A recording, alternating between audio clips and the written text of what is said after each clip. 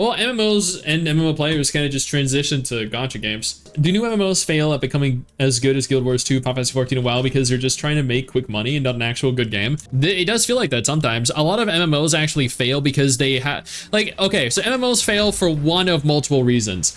MMOs fail because they have too grandiose an ideal, a too grandiose idea. They're like, I want this, that. I want all of these different things that other MMOs do. I want all of these different things that'll really help our MMOs stand out. They never have the funds or the talent to actually realize those ideas.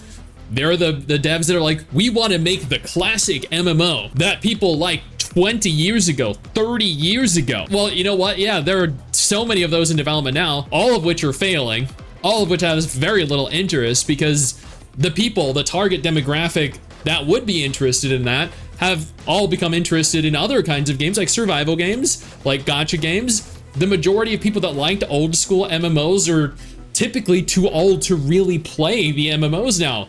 They're parents, some of them are grandparents, they have lives, they work, 9 to 5 jobs, they just don't have time to grind for 50 hours a week when they can jump into a survival game or a gacha game for an hour a week and get that same level of satisfaction from it.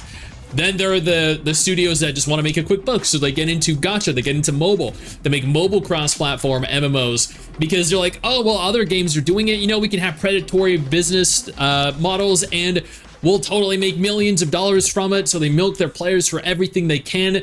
They shut down within a year. The entire MMO scene and genre, they fall into one of a very small set of categories, and every single one of them fail. Studios just don't care. Studios are just too interested in making what they think people want rather than what people actually want.